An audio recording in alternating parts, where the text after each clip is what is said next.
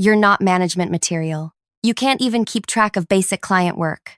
Lorraine said it during the morning team meeting while I was standing near the supply shelf refilling the stapler tray. Her voice carried across the entire floor. Heads lifted. Conversations stopped mid-sentence. The humiliation landed like a weight in my chest, pressing down until I couldn't pull in a full breath. I had spent 5 months searching for those reports. 5 months retracing every step, checking every shared drive folder, asking everyone if they'd seen anything. 8 different clients, all gone. If you're listening to this, I'd love to know where you're tuning in from. Drop a comment and let me know. My name is Eliana. I bite the inside of my cheek when I'm nervous, a habit I picked up in middle school and never shook.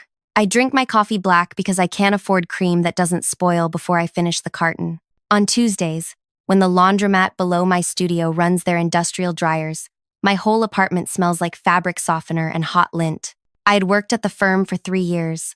The first year, I answered phones at the front desk and sorted mail into wooden cubbies that smelled like old varnish. When the junior client liaison quit without giving notice, the office manager asked if I wanted to try the role. I said yes, before she finished the sentence. The work was straightforward but relentless. Tracking service requests, following up on quotes, making sure nothing disappeared into the gap between intention and completion. I was good at it. Clients remembered my name. My manager praised my organizational skills during my first year review. But 5 months ago, something shifted. It started small. One client report went missing from the shared cabinet.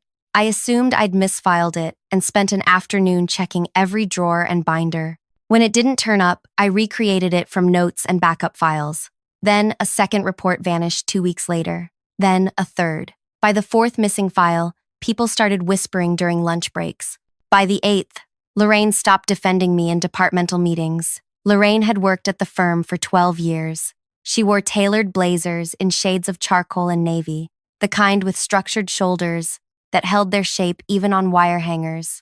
She lived in a gated community 20 minutes west of downtown with her husband and 2 kids. Her daughter was applying to private high schools that required entrance exams. Her son played travel hockey on a team that practiced in a rink 2 towns over. She drove a sedan that still had that new interior smell, the one that comes from leather seats and factory-fresh upholstery. I lived in a studio above the laundromat on Maple Street. My furniture came from 3 different yard sales.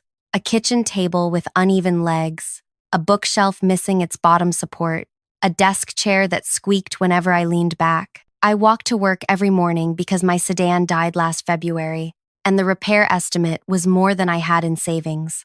The mechanic said it wasn't worth fixing. I left it parked on the street until the city towed it. The firm occupied the 2nd and 3rd floors of a converted textile mill. Exposed brick, high ceilings, windows that rattled when delivery trucks passed below. The building had character, which was what people said when they meant old and uninsulated. In winter, the heating vents clanged and hissed, but barely warmed the far corners. In summer, we propped open the fire exit with a broken desk leg to get cross-ventilation. My workspace sat in the shared client services area near the back, 5 desks arranged in a horseshoe. Lorraine's office formed one wall of the horseshoe, with a glass panel that let her see everyone without leaving her seat. She kept her door half open most days, and I learned to recognize the rhythm of her typing, the way she cleared her throat before picking up her phone, the sound of her pen tapping against her notepad when she was thinking. The missing reports became a pattern I couldn't escape. Clients started calling to ask about delayed updates. Then they stopped calling and started emailing Lorraine directly. Then they stopped emailing and just went quiet. One client switched to a competitor after 16 months of steady work with us. Another threatened to file a complaint with the Regional Trade Association. Each time, Lorraine asked me what happened. Each time, I explained that the file had vanished. Each time, her expression shifted a little further toward doubt. "Maybe you're overwhelmed," she said one afternoon in late June.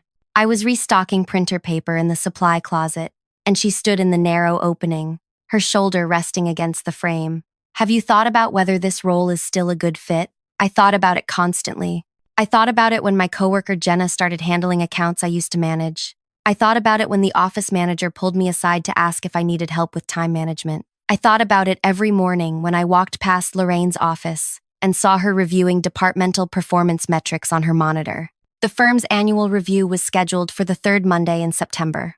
Every department head presented their team's performance to the executive director and the senior partners. Lorraine had been preparing her presentation for weeks. I heard her rehearsing through the half-open door, talking points about efficiency improvements, client retention strategies, team restructuring plans. She practiced the same phrases over and over until they sounded smooth and natural. I started keeping a notebook in my desk drawer.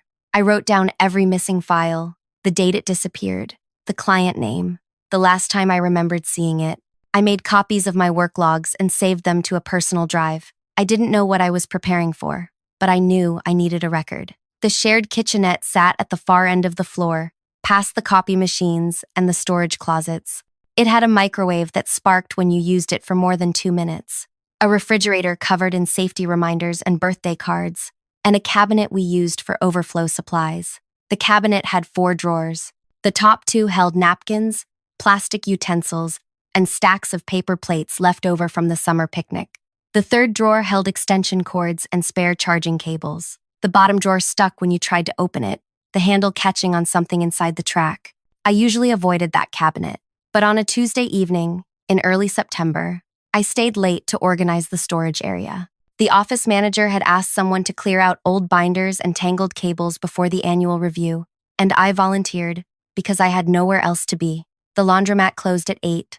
If I went home before then, I'd just sit in my apartment listening to the rhythm of the dryers through the floor. I worked my way through the top drawers first, threw out expired flyers, untangled cables, and wound them into neat loops, stacked binders by year. When I got to the bottom drawer, I pulled the handle. It didn't budge. I yanked harder. The drawer jerked open 6 inches, then stopped.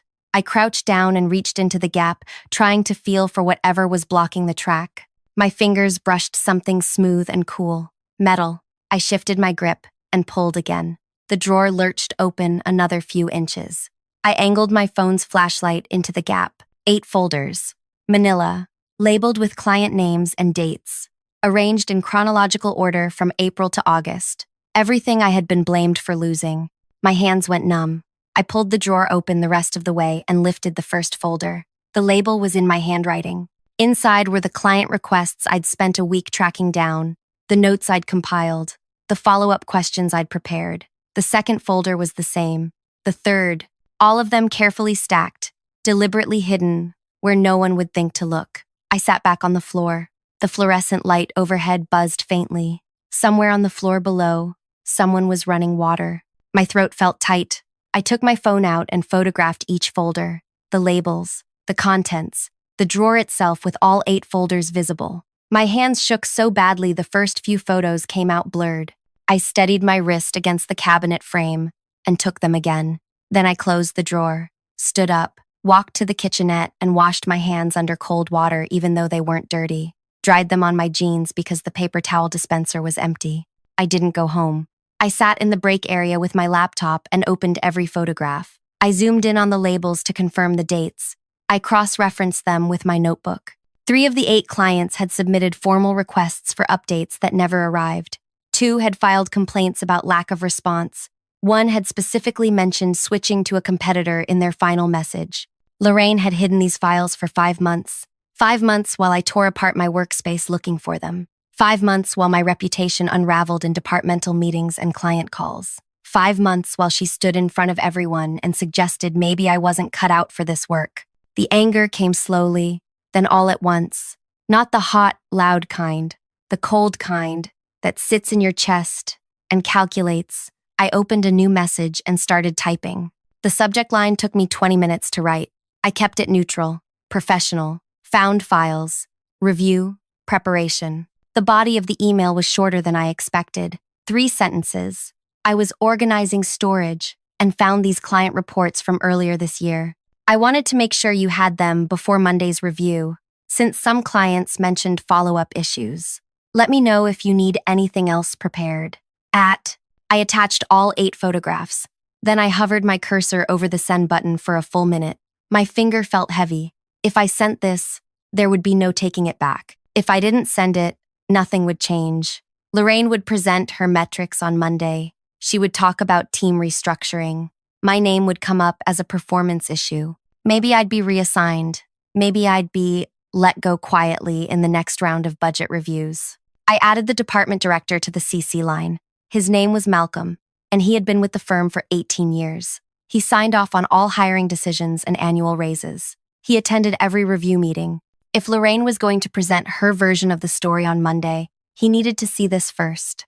I sent the email at 6:47 p.m. on Thursday evening. Then I closed my laptop, packed my things, and walked home in the dark. The sidewalk smelled like fried chicken from the corner restaurant. A dog barked from someone's fenced yard. My legs felt unsteady, like I'd been standing too long. Friday morning, I arrived at my usual time, 7:53. The building was quiet. The coffee machine in the break room was still warming up, making that low gurgling sound it always made. I logged into my computer and opened my inbox. No response to the email. I checked twice to make sure it had sent. It had. At 8:45, the elevator doors opened, and Lorraine stepped out. Her face looked drawn. She walked past my desk without glancing in my direction, straight into her office. She closed the door. At 9:15, Malcolm called her. I heard his voice through the intercom on her desk phone. "Can you come up for a minute?" His tone was flat, professional, the kind of voice that didn't ask questions. Lorraine grabbed a notepad and a pen. Her hands moved quickly, but her fingers fumbled with the doorknob. She walked to the elevator and pressed the button 3 times in a row, even though the light was already on. The elevator took her to the 3rd floor. Malcolm's office was at the far end, near the corner window that overlooked the loading docks. His door stayed closed for 40 minutes. I kept glancing at the clock on my monitor. 9:16, 9:23, 9:38. Jenna came in and asked if I wanted to grab lunch later. I said sure, even though I wasn't hungry. At 9:56, the elevator opened and Lorraine stepped out. Her blazer was buttoned wrong, the left side higher than the right. Her hair looked smooth, too smooth, like she'd been running her hands through it and then tried to fix it. She walked back to her office and shut the door again. The blinds stayed closed. At 10:30, she came to my desk. Her voice was barely above a whisper. "Can we talk?" I nodded and stood up. We walked to the small meeting room near the copy machines. It had a round table and 4 chairs and a whiteboard that still had old notes from someone's brainstorming session. I sat down. She stayed standing. "Why did you copy him?" she asked. "I thought he should know before the review," I said. "Since you're presenting Monday, you could have just told me privately." I looked at her directly. "Like you told everyone privately that I lost those reports?" Her mouth opened. No sound came out. She sat down heavily in the chair across from me. Her hands gripped the edge of the table. "What did he say?" I asked. She stared at the whiteboard behind me. "He wants to know why I had them, why clients complained and I never mentioned it, why I let you take the blame." "What did you tell him?" I said I forgot they were there. Her voice cracked on the last word. He didn't believe me. "Are you going to tell him the truth?" "What truth?" She looked at me now, her eyes red at the edges. "That I accidentally put them in the wrong drawer? That's what happened. It was a mistake. For 5 months?" She didn't answer. "What happens now?" I asked. She exhaled slowly, like she was trying to steady herself. "He's postponing the review. He wants to meet with me again on Monday. He's pulling my performance files from the last 2 years." I nodded. Neither of us said anything for a long moment. Outside the room, someone started the copy machine. The rhythmic hum filled the silence. "I have to get back to work," I said. She didn't stop me. The weekend crawled by. I cleaned my apartment, walked to the grocery store, sat on my bed and stared at my phone, waiting for something to happen. Nothing did. Saturday night, I ate microwaved soup and watched the lights from the laundromat flicker through my window. Sunday, I reorganized my bookshelf and tried to read, but couldn't focus on the words. Monday morning felt different. The office was quieter than usual. Lorraine didn't come in until 9:30, an hour later than normal. She went straight to Malcolm's office without stopping at her desk. The door closed. This time it stayed closed for over an hour. When she came out, her face was pale.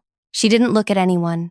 She walked to her office, grabbed her purse and her jacket, and left. The elevator doors closed behind her. Jenna leaned over from her desk. "What's going on?" she whispered. "I don't know," I said, but I did know.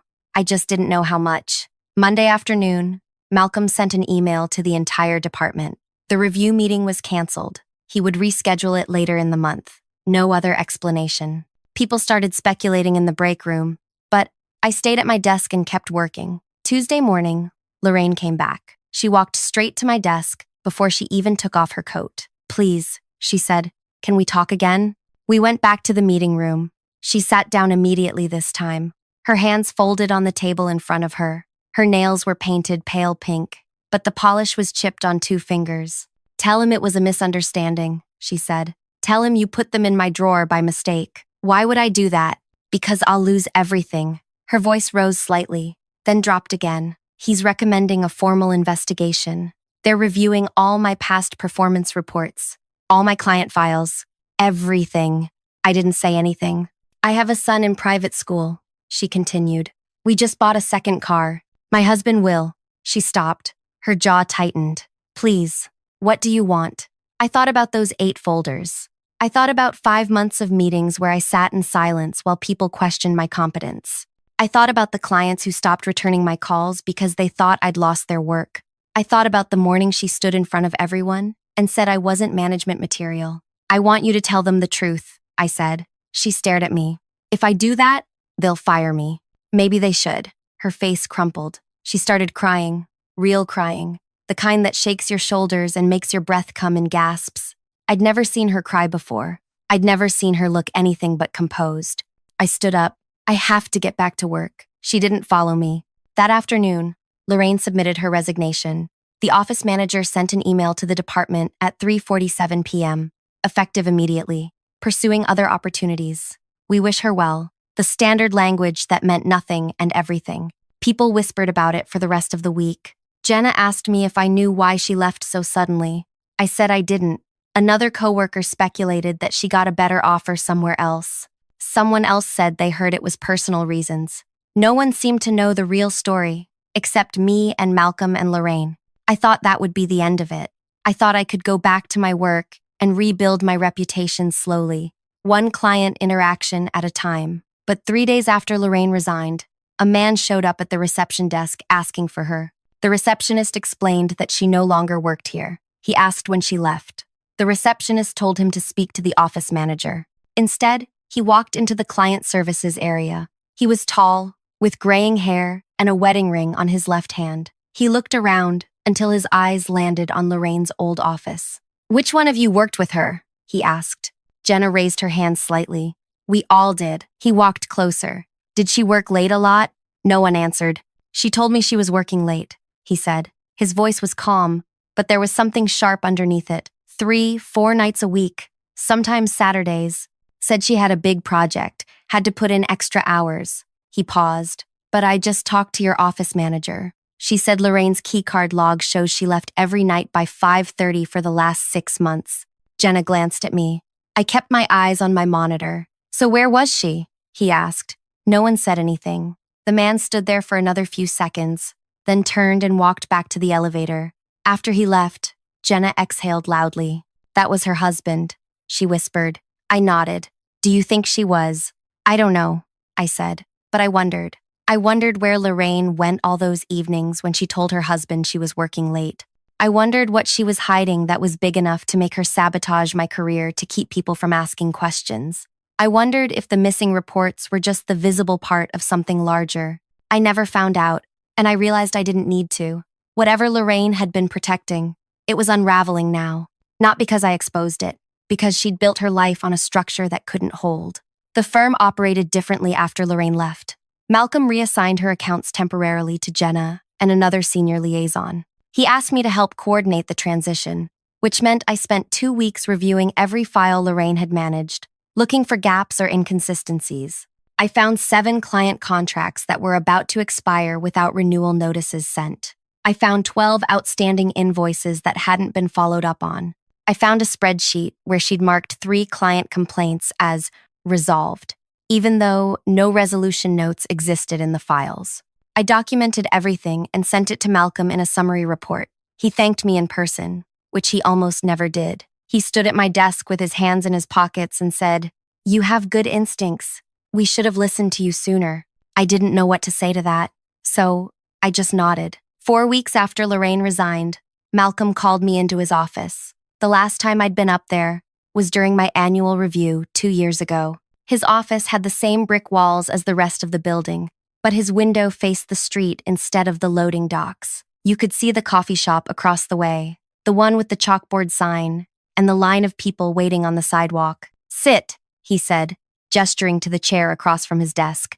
I sat. He opened a folder and slid a single sheet of paper across to me. "We're restructuring the client services team. I'd like to offer you the team lead position." I stared at the paper. It was a formal offer letter, with a salary number that was 30% higher than what I currently made. "It comes with a raise and a discretionary bonus structure," Malcolm continued.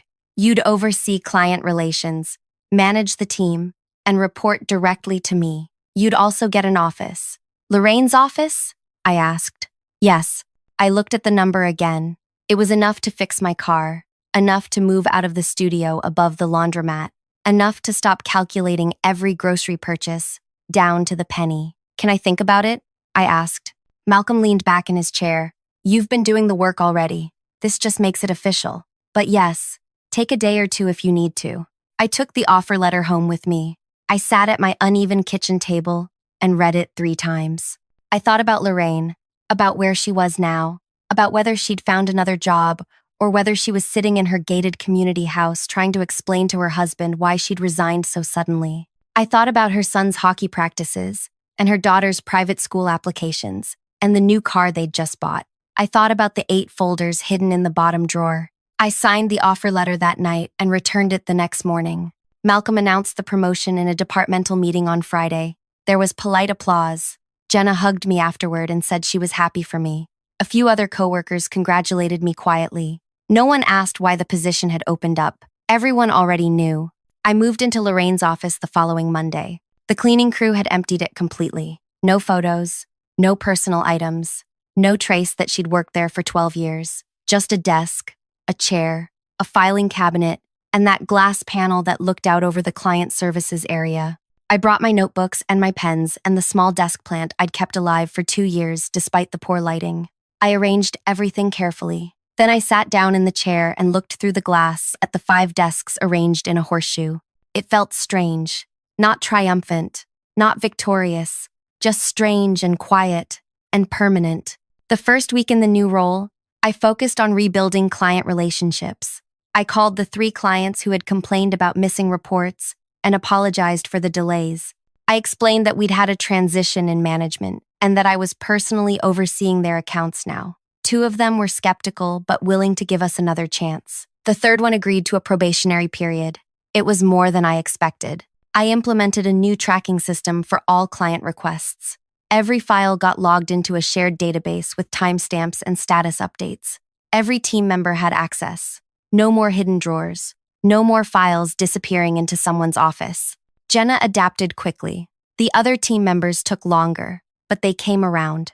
By the end of the 2nd month, we'd recovered 4 of the clients who'd left during Lorraine's tenure. By the end of the 3rd month, our client satisfaction scores were the highest they'd been in 18 months. Malcolm mentioned it during a senior leadership meeting. Word got back to me through the office manager, who smiled when she told me, "You're doing good work," she said. I was, but it felt less like success and more like repair, like I was fixing something that should never have been broken in the first place. 6 months after I took the position, I was restocking supplies in the shared kitchenette. It was late afternoon, and most people had already left for the day. I opened the bottom drawer of the cabinet, the one that used to stick. The maintenance crew had fixed the track a few weeks after Lorraine left. It slid open smoothly now. The drawer was empty, except for a stack of napkins and a box of plastic forks. I stared at it for a long moment. I thought about the 8 folders. I thought about the night I found them, the weight of them in my hands, the way my whole body went cold when I realized what they meant. I thought about the email I sent. 3 sentences, 8 photographs, 1 decision. I thought about Lorraine's face when she asked me to lie for her, the desperation in her voice, the way she said, "please," like it was the only word she had left. I closed the drawer. Sometimes people ask me how I ended up in this position, how I went from the junior liaison who couldn't keep track of files to the team lead who turned the department around. They ask it casually, like they're making conversation, but there's always curiosity underneath. I tell them the same thing every time. I made sure the right people saw the right information at the right time. They usually nod and say something about being in the right place at the right moment, about luck, about timing. I don't correct them, because the truth is more complicated. The truth is, I could have confronted Lorraine privately. I could have asked her why she hid those files.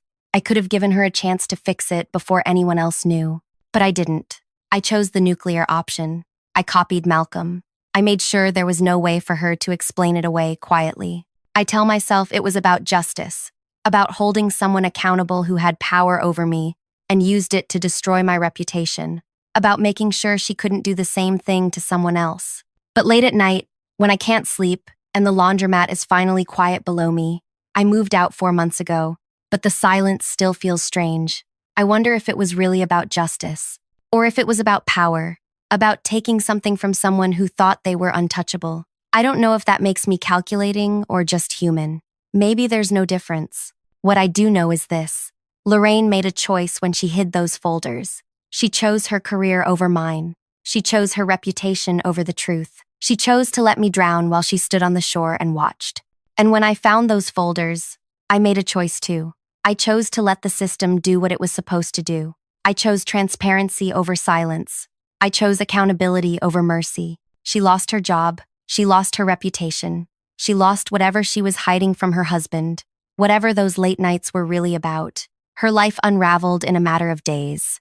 And I was the thread that pulled first. I think about that sometimes, whether I pulled too hard, whether there was another way, whether the outcome would have been different if I'd chosen differently. But then I remember sitting in that team meeting while she told everyone I wasn't management material. I remember the clients who stopped trusting me. I remember 5 months of questioning myself, wondering if maybe she was right, if maybe I really couldn't handle the work. And I stopped wondering. I still work at the firm. I still sit in the office that used to be hers. I still see her name sometimes in old files or archived emails, and every time, I feel the same quiet certainty I felt the night I sent that message. She built a trap for me. I just made sure she was standing in it when it closed. I don't call it revenge. I call it documentation. I call it transparency. I call it making sure the person responsible was held responsible. But the outcome was the same. She's gone. I'm here. And every time someone praises my leadership, or my organizational skills, or my attention to detail, I think about 8 folders in a stuck drawer and a single email that changed everything. Thank you for listening to my story. If it resonated with you, I'd really appreciate it if you'd leave a like, drop a comment, or subscribe so others can hear it too.